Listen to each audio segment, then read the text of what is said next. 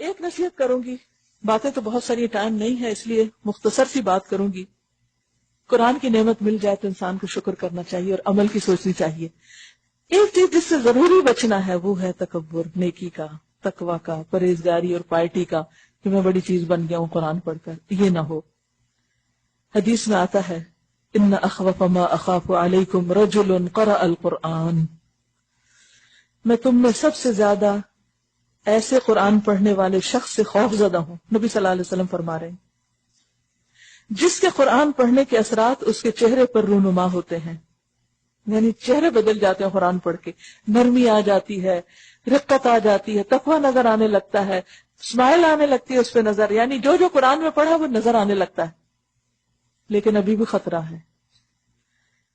میں اس شخص سے ڈرتا ہوں، ایسے قرآن پڑھنے والے سے ڈرتا ہوں جس کے قرآن پڑھنے کے اثرات اس کے چہرے پر رونما ہوتے ہیں اور وہ اسلام کا مددگار بن جاتا ہے، انصار اللہ.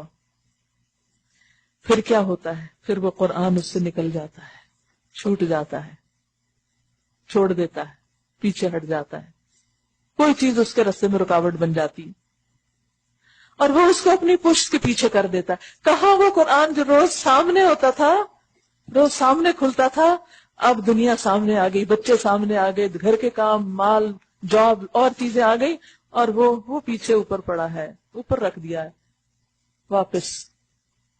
اور وہ اپنے پڑوسی پر تلوار سے چڑھ دوڑتا ہے، یعنی پھر شر کا نمائندہ بن جاتا ہے، اس کو اذیت دیتا ہے، اس کو اذیت دیتا ہے، اور اس پر کفر کے تیر پھینکتا ہے. اپنے آپ کو بڑی چیز سمجھتا ہے کہ مجھے تو سب علم ہے، اور ہمسایوں کو اذیت دیتا ہے، لوگوں کو تیر تانے، یعنی کہ جس مختلف طریقے سے، اور ان کو کافر کافر کافر کہنے لگتا ہے. دیکھیے کتنا عام ہے یہ دینی طبقے میں. اس سے بچنے کی ضرورت ہے. میں نے پوچھا اے اللہ کے رسول صلی اللہ علیہ وسلم، ان دونوں میں سے کفر کا زیادہ حقدار کون ہے؟ کون اصل میں کافر ہے؟ پھر جس کو کافر کہا جا رہا ہے یا وہ جو کافر کہہ رہا ہے؟ آپ نے فرمایا وہ شخص جو دوسرے کو کافر کہہ رہا ہے. لوگوں پہ فتوے دینے نہ شروع کر دیں، کسی کو گمراہ، کسی کو کافر، کسی کو کچھ، کسی کو کچھ. دین پڑھ کے ہمارے اندر کیا آنا چاہیے؟ عاجزی، انکساری، ساری توجہ اپنی غلطیوں پر. اور لوگوں کے اندر کیا ڈھونڈنا ہے؟ خوبیاں، خیر اور بھلائی.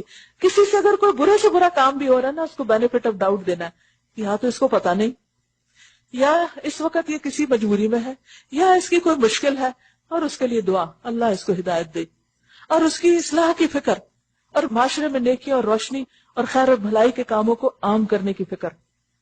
اللہ تعالی ہم سب کا حامی و ناصر ہو. آپ سب کے آنے کا بہت شکریہ. اللہ تعالیٰ اس قرآن کو ہمارے سینوں کی بہار، دلوں کا نور اور عمل کی راہ بنا دے.